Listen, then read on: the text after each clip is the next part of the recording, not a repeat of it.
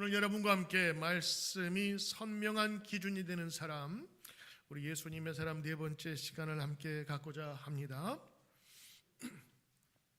2024년 들어서 우리 교회가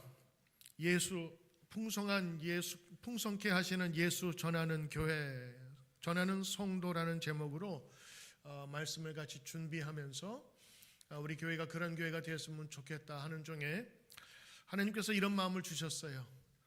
우리가 풍성한 예수 전하려면 억지로 해서는 되는 것이 아니라 우리의 마음으로 우러나서 내가 경험하고 만난 예수님 참으로 기뻐서 전해야 될 것이 아닌가. 그렇다면 우리가 예수님의 사람이 되면 좋겠다라는 생각으로 여러분과 함께 시리즈 설교를 함께 준비하게 됐습니다. 그래서 첫 번째, 우리 예수님의 사람 첫 번째는 기쁨이라고 했어요. 기쁨.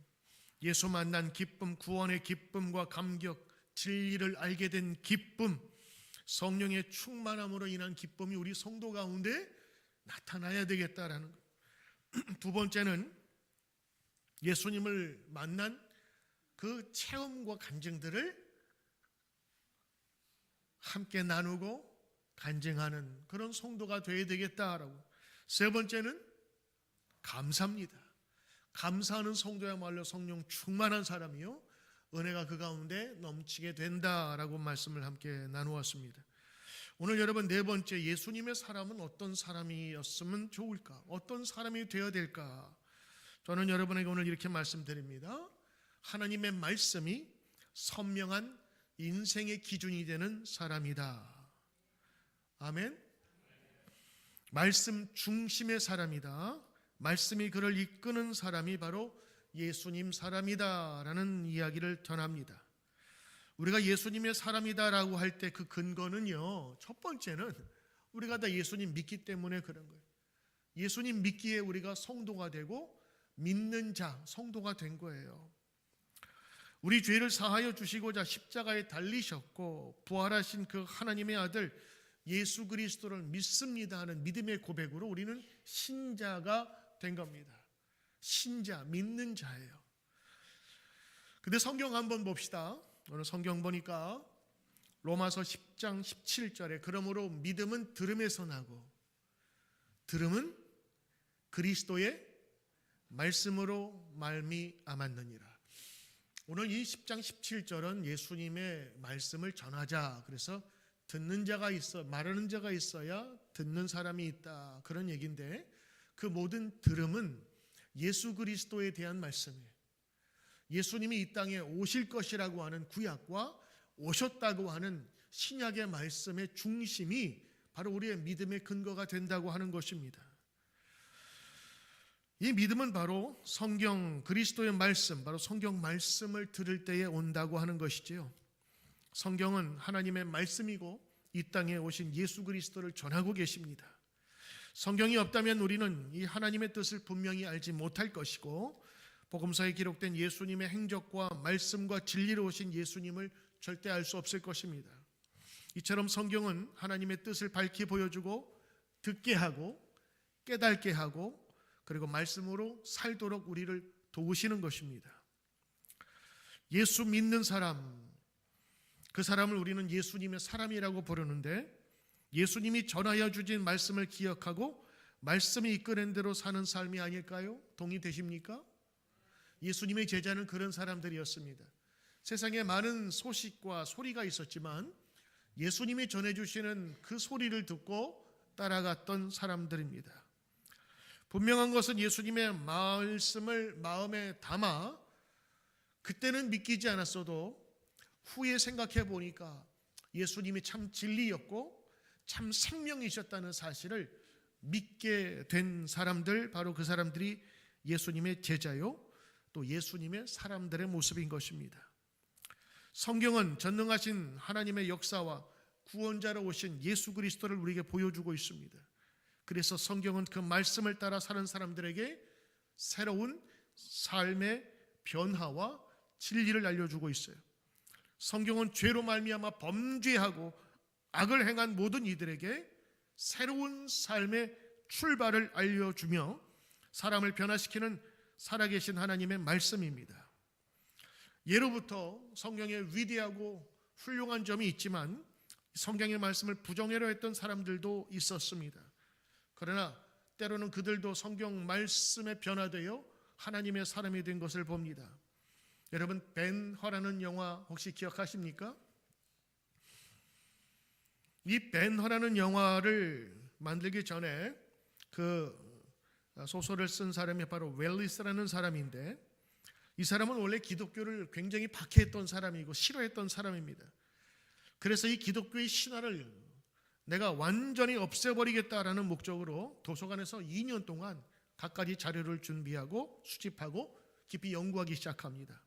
성경이 가짜요 허위라는 사실을 쓰려고 했죠. 1장을 쓰고 2장을 쓰는 가운데에 그가 도저히 부인할 수 없는 예수 그리스도의 부활 사건을 접하면서 그가 무릎을 꿇고 신앙 고백을 합니다. 당신은 나의 주, 나의 하나님이십니다.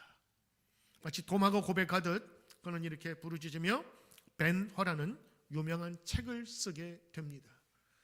거기에 나오는 인물들이 자기 주변에 있었던 사람들을 등장시키고 고백을 시켰다고 하지요. 17세기에 무신론적 철학자로 유명했던 볼테르라고 하는 사람이 있습니다. 그는 프랑스인으로서 많은 사람에게 영향을 주었던 철학자였죠. 그는 이렇게 얘기했습니다. 100년 후에는 성경이 이 지구상에서 없어질 것이다. 그런데 그는 죽음 앞에서 이렇게 고백했다고 합니다. 내가 하나님과 사람들로부터 버림을 당하는구나. 나는 지옥에 간다. 근데 아이러니컬한 것은 후일에 그가 살았던 집이 성경을 보관하고 인쇄하는 성소 공예가 되었다고 합니다. 하나님을 모르던 사람, 하나님을 대적하던 사람, 하나님을 부인하던 사람이 하나님만을 위해 생애를 드린 사례가 너무도 많아서 여러분에게 다 소개할 수 없습니다. 때로는 추악하고 악한 삶, 방탕한 삶에 빠져 있던 사람들이 예수를 믿음으로 말미암아 완전하게 달라진 새로운 예수님의 사람이 된 분도 많습니다. 삶의 좌절과 슬픔 속에서, 무의미함 속에서 빠져 있던 사람이 소망을 얻고 힘을 얻는 간증들도 얼마나 많은지요. 세상의 어떤 책도 사람을 근원적으로 변화시키지 못합니다. 그러나 성경은 살아있고 그리고 힘이 있어서 어떤 사람이랄지라도 변화시킬 수 있는 놀라운 능력이 담겨져 있는 것입니다. 그러므로 예수님의 사람의 특징은 하나님의 말씀인 성경을 읽고 알고 듣고 그 성경을 통해서 주시는 하나님의 말씀으로 사는 줄 믿습니다. 오늘 여러분과 함께 네 번째 예수님의 사람의 그 특징, 오늘 한 세 가지만 여러분께 간단히 소개하고 오늘 말씀을 마칠까 해요. 첫 번째, 예수님의 사람, 오늘 네 번째, 말씀이 인생의 기준이 되는 사람. 말씀이 인생의 기준이 되는 사람이 바로 예수님의 사람이다라고 하는 겁니다. 여러분, 그 속에 모든 사람들은 선택을 할 때 기준이 있어요. 내가 물건을 살 때 이 정도의 기준이면 되겠다. 그래서 거기서 구입을 합니다. 어떤 사람들은 몇 시에 일어나는가를 기준으로 삼을 때 자기가 선택한 기준이 있어요. 출근 시간에 맞추든가 아니면 내가 운동 시간에 맞추든가. 자기의 기준이 있기 때문에 선택이 가능한 겁니다. 선택을 못한다는 사람 있잖아요. 선택 장애자들. 이거 할까 저거 할까. 이 사람들은 기준이 없어서 그래요. 기준만 세우면 선택은 가능한 겁니다. 아침에 일어나서 어떤 옷 입을까? 커피 마실까? 티를 마실까? 점심은 뭐 먹지? 기준이 없어서 지금 이거 먹을까 저거 먹을까? 만약 자기 인생의 기준이 건강이다. 그럼 그 사람은 탄산음료 잘 안 마실 겁니다. 왜?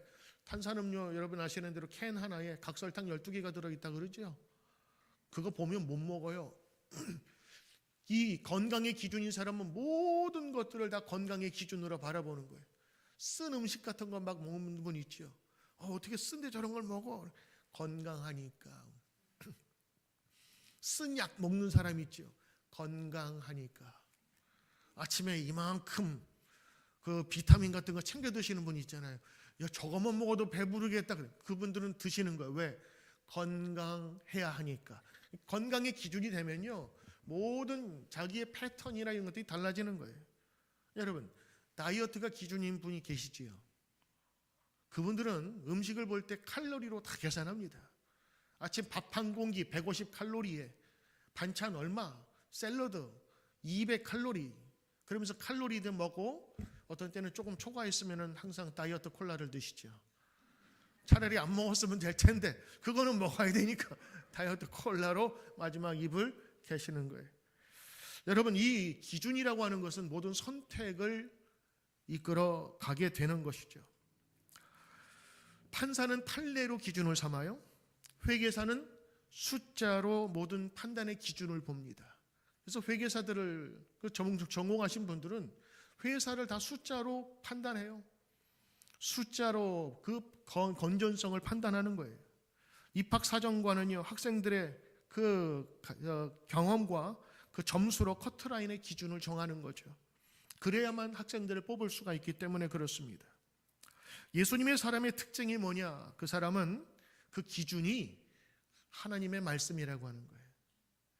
그리고 예수님도 하나님의 말씀의 기준대로 사셨던 분이에요.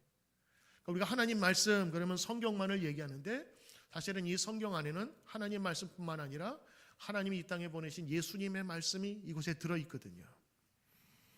예수 믿는 사람의 특징, 기쁨이라고 그랬어요. 삶의 간증이라고 그랬어요. 감사라고 했어요.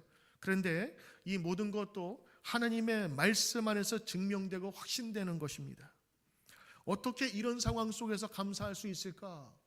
맞아요. 감사할 수 없어요. 근데 우리가 감사할 수 있는 이유는 하나님의 말씀 속에서 우리가 살아가다 보니까 우리 인간의 고난도 조차 하나님께서 사용하신다는 것을 알게 되는 거예요. 때로는 어떻게 이런 상황 속에서 기뻐할 수 있을까? 세상의 모든 것들을 소유하고 가진 것에 기쁨을 두는 것이 아니라 영원한 천국과 하늘나라에 주시는 소망을 우리에게 마음에 둘 때에 우리 기뻐할 수 있는 거 아니겠어요? 우리 성가대가 오늘 저 천국 빛남 밝고 하면서 찬양을 하는데 얼마나 기분이 얼마나 좋은지요. 이 아침에 모든 사람들이 땅에 눈을 돌리고 땅의 시선 속에서 땅에 모든 것들을 소유하고 가지고 그래야만 만족한다고 하는 이 세상 속에서 우리의 눈을 어떻게 해요? 하늘을 들게 하잖아요. 이 성경 안에 하나님의 말씀 안에 우리의 시선 처리를 가르쳐주고 있는 것입니다. 그래서 그리스도인들의 삶의 기준은 성경인 겁니다. 예수 믿지 않는 사람의 기준은 그 당시 유행하는 사조들과 철학과 도덕일지라도 예수 믿는 사람의 기준은 명확해요. 바로 성경, 하나님의 말씀입니다. 요즘에는 이것을 성서라고도 많이 해요. 성서, 거룩한 책이 맞습니다. 그런데 오늘 저는 책이라기보다는 성경이라고 부르고 싶어요. 왜? 책은 우리가 아무 때나 볼 수 있지만 경은 다르거든요. 경전은 읽어야 될 때도 경건하게, 그리고 우리가 받아들일 때도 보다 깊숙이 받아들이기 때문에 저는 성경이라고 부르고 싶습니다. 그래서 이 성경을 영어로 뭐라 그러냐면 캐논이라고 처음에 불렀어요. 캐논, 카메라 회사가 아닙니다. 캐논은 줄자라는 뜻이에요. 자는 측량할 때의 도구입니다. 이거는 흔들리면 안 되고 그리고 조금도 바뀌면 안 되는 기준이 되는 거예요. 그래서 성경을 캐논이라고 불렀습니다. 고정된 기준점이라고 하는 것이지요. 곧 성경이 그리스도인들의 삶의 잣대요, 그 원천이라는 뜻입니다. 왜 성경이 우리 삶의 기준이 될 수 있을까요? 그것은 바로 하나님의 말씀은 변치 않기 때문입니다. 믿습니까? 그렇습니다. 이사야서 40장 8절에 보니까 풀은 마르고 꽃은 시드나 우리 하나님의 말씀은 영원히 서리라 하라. 변하는 것에 우리가 기준점을 두면 우리가 초점을 맞출 수가 없고 그리고 지속적으로 갈 수가 없습니다. 하나님의 말씀은 영원히 변하지 않는 진리이기에 우리의 삶의 기준이 되고 진리의 척도가 되는 것입니다. 여러분이 산에 갈 때 지도를 가져가겠습니까? 아니면 나침반 가져가겠습니까? 산에 갈 때는 지도가 좋아요. 지도는 거기 쭉 산맥이 나와 있고 어디로 가야 될지를 보는 거예요. 내비게이션 보는 거죠. 그러면 내가 지금 따라가는 게 어딘가 알 수 있고 등고선이라든가 그걸 따라가면 돼요. 근데 사막을 갈 때에는 지도가 소용이 없습니다. 왜? 지도는요 이미 정해지고 변치 않는 것에 그린 것이니까 따라가면 돼요. 근데 사막은 달라요. 사막은요 하룻밤만 지나면 여기 있던 산이 바람 불어가지고 이쪽에 서 있고 어떤 때는 다 없어져 버려요. 그래서 여러분 그 패트리어트인가 뭐 이렇게 날아가는 미사일 있잖아요. 그 날아가는 미사일도요 사막에서는 쓸 수가 없어. 왜? 고정된 그 지도가 있어야 거길 따라가는데 이게 낮밤으로 바뀌니까 갈 수가 없는 거예요. 그래서 사막을 갈 때는 지도가 필요 없고 나침판이 필요한 거예요. 그 나침판은 정확한 북쪽과 남쪽을 가르쳐 주기 때문인 것이지요. 나침판은 하나님의 말씀과 같은 거예요. 흔들리지 않아요. 우리 인생을 가는데 바른 방향을 향해 나갈 수 있도록 하는 바로 나침판의 역할이 하나님의 말씀이라고 하는 것입니다. 그래서 예수님도 삶의 기준을 하나님의 말씀에 두었어요. 십자가에서 십자가 앞두고 기도하셨잖아요. 하나님 이 십자가 너무 힘들고 어려울 것 같은데 하나님 좀 비켜주면 안 될까요? 그랬더니 하나님께서 말씀을 안 하세요. 왜? 이미 사명을 그렇게 주셨으니까. 기도하다가 예수님께서 마지막에 이렇게 기도하시죠. 내 뜻대로 마옵시고 하나님 아버지께서 나를 원래 보내신 그 뜻대로 행하게 하옵소서. 예수님은 그렇게 기도를 끝내셨습니다. 나의 뜻이 아니고 하나님 아버지의 뜻대로 해달라고 했습니다. 성경을 바라보면 하나님의 뜻과 마음을 우리가 알 수 있는 것이죠. 예수님도 결국에 하나님의 뜻으로 살았던 분이셨습니다. 예수님의 삶의 기준은 언제나 하나님이셨어요. 하나님처럼 너희도 사랑하라. 나도 아버지의 마음으로 너희를 사랑하니 너희들도 서로 사랑하라. 그래서 하나님께 받은 귀한 뜻과 마음을 제자들에게 나누길 소원하셨습니다. 여러분, 우리가 하나님의 말씀을 삶의 기준으로 삼는 것은 바로 예수님의 사람의 모습인 것입니다. 여러분의 삶 속에도 하나님의 말씀이 기준이 되시는 귀한 성도 되시기를 축복합니다. 두 번째는요, 이 말씀에 순종하는 사람입니다. 그 사람이 바로 하나님의 사람이라 할 수 있습니다. 오늘 여러분 말씀을 듣기는 하지만 듣고 나서 스쳐 지나가듯 귓등 스치듯 듣는 거는 여러분 그건 말씀에 순종하고 따라가는 사람이 아닙니다. 말씀을 듣고 그 말씀에 순종하는 사람이 바로 하나님의 사람, 또 예수님의 사람이라 부를 수가 있는 겁니다. 누가복음 5장에 보면 이런 이야기가 나와요. 밤새도록 제자들이 그물을 치며 고기를 잡았는데 허탕을 칩니다. 이제 항구로 돌아와서 이제 정리를 할까 하는 때쯤에 예수님께서 말씀하시죠. 깊은 데로 가서 그물을 던지라. 여러분, 예수님이 말씀하신 것을 이 청년 베드로가 들을 수 있을까요? 없을까요? 듣기 어려웠을 겁니다. 왜냐? 베드로는 이 호숫가에서 고기 잡는데 잔뼈가 굵은 사람입니다. 어렸을 때부터 보고 배운 일이 물고기 잡는 거였어요. 그러니 물고기의 습성을 너무도 잘 알죠. 다른 것도 아닌 그 호수에서 동일한 물고기를 잡는데 그 물고기의 습성 모르겠습니까? 밤에 잡을 때 이 격가로 오니까 이 격가에 잡아야 돼요. 깊은 곳에서는 살지가 않아요. 그래서 밤새도록 던졌는데 이상하게 그날따라 빈 그물만 건져 올린 거였습니다. 그리고 이제 접자, 그리고 오늘은 안 되나 보다 그러면서 돌아왔는데 깊은 곳에 그물을 던지라라는 말을 듣습니다. 베드로가 볼 때에 깊은 데로 가서 그물을 던지는 것은 헛수고입니다. 지금까지 안 됐는데 또 거기가 어떻게 하냐. 더군다나 이른 아침에는 고기가 잘 안 잡히기 때문이었습니다. 자, 베드로가 예수님의 말씀을 듣지 못할 이유가 있습니다. 베드로는 어부, 예수님은 목수입니다. 전문 분야가 전혀 다릅니다. 나름대로 나는 이 분야의 전문가인데 예수님의 이야기를 들을 가치가 없는 것이었습니다. 여러분, 군대에서도 육군이 해군 말 안 듣습니다. 해군이 육군 말 안 듣습니다. 전문가는 나니까. 밤이 새도록 수고하였을 때 베드로가 성경에 보면 나와요. 밤이 새도록 수고하였지만 말씀에 의지하여 내가 그물을 내리리라 라고 얘기합니다.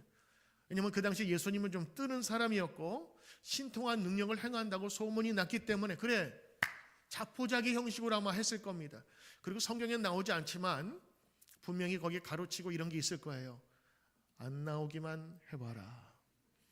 안 나오기만 해봐. 안 그러겠어요? 그래 적어도 내가 이거 안 됐을 때는 너 각오해야 뭐 이런 게 있어야 되지 않겠습니까?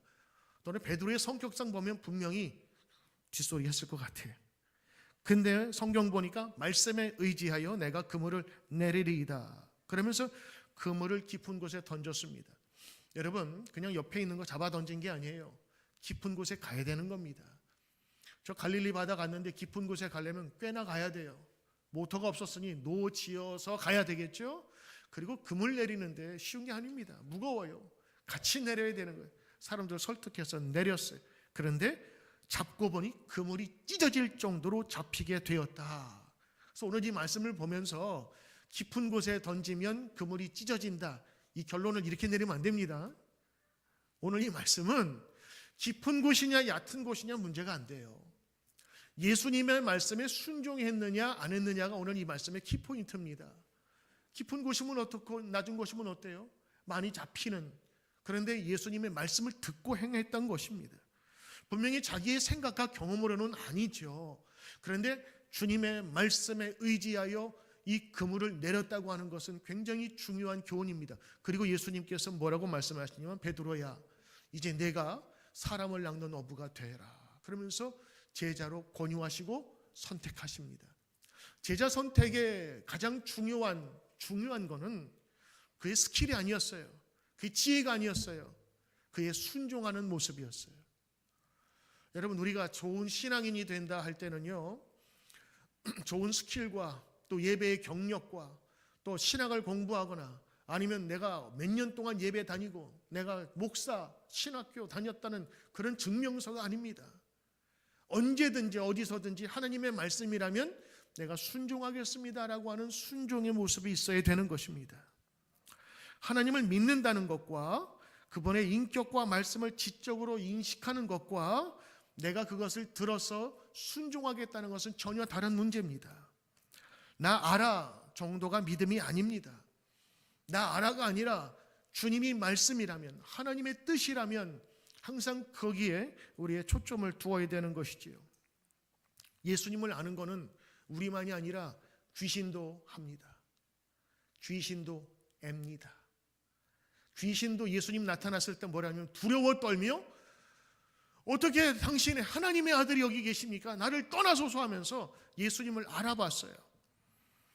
이 세상에 오셨을 때 사람만 알아본 것이 아니라 귀신도 알아봅니다. 귀신같이 알아봐요. 그런데 오늘 이 하나님의 말씀 앞에서 순종하느냐 안 하는 것은 다른 문제예요. 귀신은 순종할 수가 없어요. 따를 수가 없어요. 전혀 반대의 결이 있기 때문에 그렇습니다. 살아있는 참된 믿음이 뭔 줄 아십니까? 그 말씀에 순종하는 겁니다. 내 뜻과 내 생각으로는 이거 아닌 것 같은데 근데 하나님, 진리의 하나님, 세상부터 함께 하신 그 하나님이 말씀하시니 내가 따르겠습니다라고 하는 순종할 때에 우리가 예수님의 사람이 되는 거예요. 내 상황이 정말 너무 힘들어 죽고 싶은 상황에 일도 제대로 풀리지 않아 우리들 낙심하고 절망하지요. 근데 성경을 보면서 거기에 나타난 성경의 인물들의 모습들을 보니까 나와 너무 똑같은 거야. 버림받고 쓰러지고 배신당하고 그리고 많은 사람 앞에서 다 이용당하는 것 같은 요셉이 그러했고 아브라함이 그러했고 그 다음에 성경에 나오는 야곱이 그러했고 다 나 같은 모습인데 하나님께서 그들을 사용하시고 결국에 마지막 역전시키는 그런 모습들을 바라보면서 아 지금 내가 실망할 이유가 없구나 하면서 성경에서 보는 태도를 갖는 거예요. 좌로나 우로나 치우치지 말라. 내가 너와 함께하리라. 모세와 함께 있었던 것 같이 내가 너와 함께하리라. 이 말씀을 들으면서 내가 모세가 되고 여호수아가 되는 거예요. 아 하나님께서 나를 버리지 않겠구나. 왜? 야고가 같은 인물도 사용하시고 여호수아와 같이 이렇게 부들부들 떠는 연약한 사람도 세우신 것을 보면 하나님께서 믿는 나를 세우실 것이라는 그런 믿음이 생기고 성경을 통해서 나가게 되는 거예요. 성경의 인물들도 다 두려워했어요. 그러나 나아가라. 내가 너와 함께 하리라. 그래요? 한번 믿어볼게요. 순종하겠습니다. 그러면서 발을 내딛는 것이 믿음이고 그게 성도의 삶이라 하는 것입니다. 믿음의 삶은 지적인 동의에 끝나는 게 아니에요. 내가 발을 내딛는 것입니다. 그러므로 그의 죽음이 나의 죽음이 되고 내가 죽어야 할 자리에 그분께서 대신 죽어주신 것이 믿어지게 되는 거예요. 내 생각으로는 믿어지지 않아요. 믿음에 계속 제자리인 분이 있어요. 그분들은요, 자기 포기를 못해요. 내가 갖고 있는 방법이 있잖아요. 이거 아닌 것 같은데, 조금 더 노력해야 될 것 같은데, 선행을 해야 될 것 같은데, 어떻게 믿어서만 그렇게 가능할까? 그러면서 내 생각에 가득 차 있어요. 너의 경험이 아니라 나의 말을 믿어보라. 깊은 곳에 던지라라는 예수님의 말씀에 알겠습니다. 내 거 포기하겠습니다. 그러므로 순종이라는 단어는요, 그냥 따라가는 게 아니에요.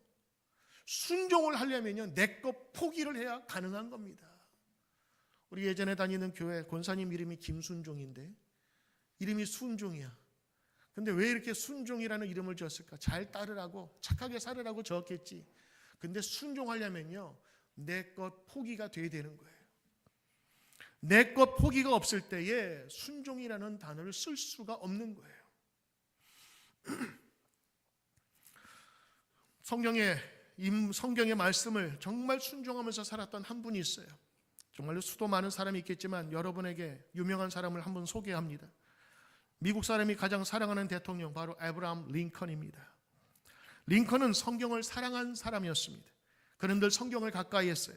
성경을 읽고 실천하기에 힘쓴 성경의 사람이었습니다. 그는 대통령 취임식 석상에서 낡은 성경책 한 권을 가져와서 이렇게 고백했습니다.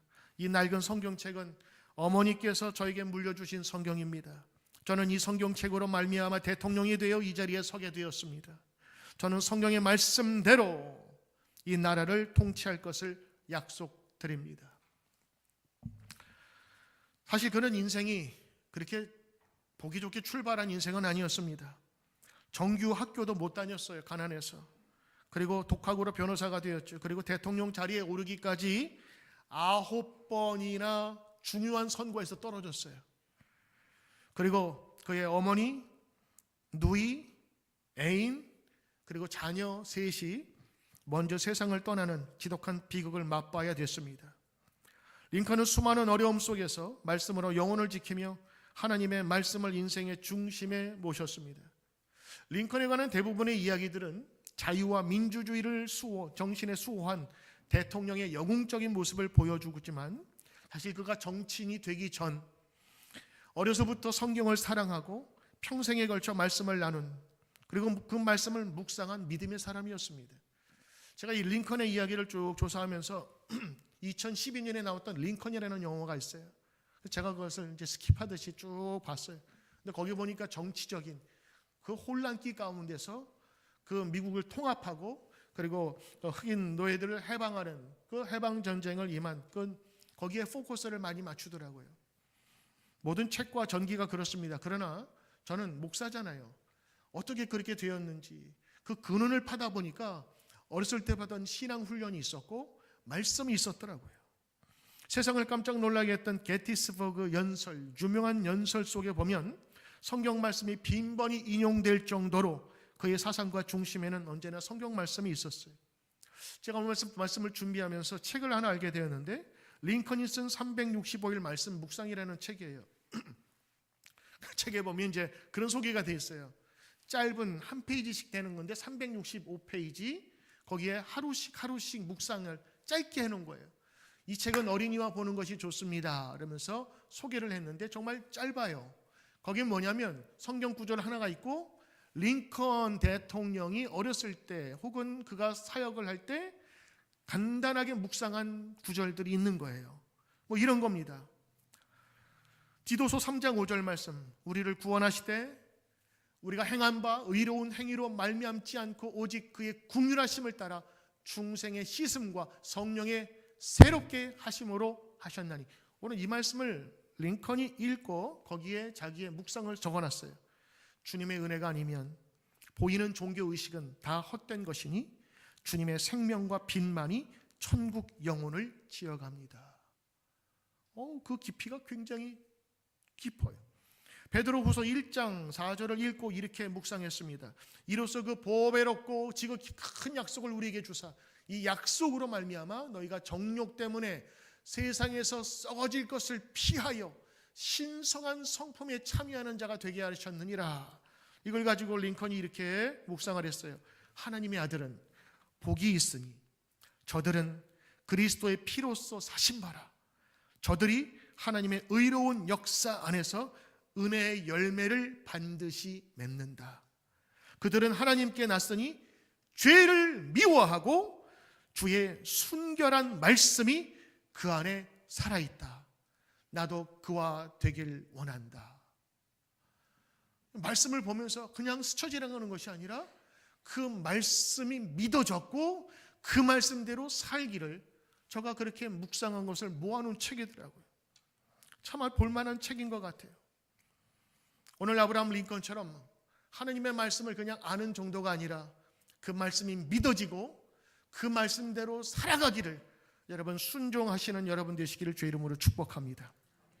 세 번째, 여러분, 이 예수님의 사람 네 번째, 그 속에 하나님의 말씀이 기준이 되기 위해서는요, 이 말씀으로 무장될 때에 우리의 어려운 시험까지도 능히 이길 수 있다고 하는 것을 보여주는 것입니다.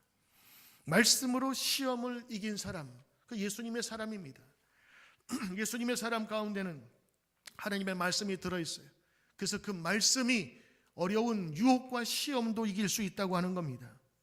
마태복음 4장 1절부터 11절에 보면 예수님이 광야에 가서 시험받는 얘기가 나와요. 예수님이 성령에 이끌려 광야로 가셨습니다. 공생애를 앞두고 이제 기도하러 가신 거예요. 40일 동안 충만해졌겠죠. 거의 끝날 무렵에 마귀가 나타나서 예수님을 유혹합니다. 세 가지로 유혹했죠. 첫째, 돌들로 떡이 되라 하신 겁니다. 가장 배고플 때 무엇이 연약하고 가장 약점인지를 잘 아는 마귀는 그 약점을 들고 쑤십니다. 배고프지? 그러면 저 돌들로 떡을 만들어 먹으라. 사실 먹으면 어때요? 근데 아직 금식 기간이 끝나지 않았으니까 못 먹은 건지, 아니면 마귀의 유혹이기 때문에 그런 건지. 예수님은 그렇게 하지 않으셨어요. 두 번째, 성전 꼭대기에 세우고 뛰어내리라. 천사가 너를 받쳐줄 거다. 영웅심을 불러일으킵니다. 세 번째, 예수님 저 꼭대기 데려가서 세상 모든 영광 보여주면서 마귀인 나에게 절하라. 그러면 내가 다 주겠다고 하는 세상 모든 것을 가질 수 있는 권리와 권세를 주었어요. 근데 예수님 그렇게 하지 않았습니다. 마귀 섬기지 않겠다라는 마음으로 단호하게 거절합니다. 그런데 예수님께서 거절하실 때에 자기의 의지와 자기의 주장이 아니라 하나님의 말씀을 주장하셨어요. 세 번 모두 성경의 말씀을 인용합니다. 첫 번째는 신명기 8장 3절이 사람이 떡으로만 사는 것이 아니다. 여호와 입으로 나오는 말씀이다. 두 번째 시험, 두 번째 유혹에 똑같이 말씀으로 대응합니다. 신명기 6장 16절 너희가 마사에서 시험한 것 같이 너희의 하나님 여호와를 시험하지 말라. 세 번째 6장 13절 말씀 내 하나님 여호와를 경외하며 섬기며 그 이름으로 맹세할 것이니라 하면서 모두 세 번 다 예수님께서 말씀을 인용하셨습니다. 예수님도 말씀을 참 많이 기억하신 것 같아요. 사탄은 예수님을 시험할 때에 내가 하나님의 아들이거든 계속 얘기합니다. 그러나 예수님은 이렇게 말씀하세요. 성경에 기록되기를 이 말씀을 반복적으로 사용하셨습니다. 결국 말씀을 근거로 예수님은 승리하셨던 것이죠. 여러분, 오늘 예수님의 삶의 특징에 대해서 지금 계속 말씀드리고 있습니다. 기쁨의 사람, 그리고 감사의 사람, 그리고 예수님을 만난 기쁨 속에서 자기의 삶을 함께 나눌 수 있는 사람. 그러나 그 중심에 무엇이 있어야 되느냐? 큰 토양과 그리고 뿌리가 있어야 하는데 그것은 하나님의 말씀으로, 하나님의 말씀이 기준이 된 사람이라고 하는 겁니다. 말씀이 기준이 되면요, 우리가 시험을 바라보는 눈도 달라져요. 세상의 유혹도 우리가 이길 수 있는 힘을 갖게 돼요. 우리가 순종함으로 하나님의 기적을 체험할 수 있게 돼요. 오늘 여러분 믿어지지 않더라도 한번 여러분 테스트 해보십시오. 하나님은 믿지 못하는 우리를 향해서 끊임없이 우리의 믿음을 요구하면서 믿지 못할 때에는 시험해보라 라고 말씀하실 때가 있어요. 말라기 3절에 물질에 대해서 의심하는 자 테스트 해보라. 내가 너의 창고의 곡간을 차게 하는지 안 하는지. 그리고 믿지 못하는 도마에게 말씀하시죠. 일로 와봐. 여기 넣어봐. 여기 한번 넣어봐. 믿지 못하는 자에게 얼마든지 우리에게 테스트하고 그리고 그것을 확신하게 이해할 때까지 예수님께서는 계속 기다리시는 것입니다. 사랑하는 성도 여러분, 예수의 사람, 그 예수의 사람의 향기를 어떻게 우리가 알 수 있을까? 기쁨과 소망과 감사와 그리고 여러분 삶 속의 그 기준이 모든 우리 인간의 판단과 선택의 기준이 하나님의 말씀이 되시기를 주의 이름으로 축복합니다. 그 사람이 바로 예수님의 사람이요 예수님의 향기를 드러내며 하나님의 영광스럽게 만드는 사람일 줄로 믿습니다. 예수님이 말씀하셨던 신명기 8장 3절 우리 후반절을 같이 읽으며 마치겠습니다. 우리 함께 읽습니다. 시작. 사람이 떡으로만 사는 것이 아니요 여호와의 입에서 나오는 모든 말씀으로 사는 줄을 내가 알게 하려 하심이라. 아멘. 기도합니다.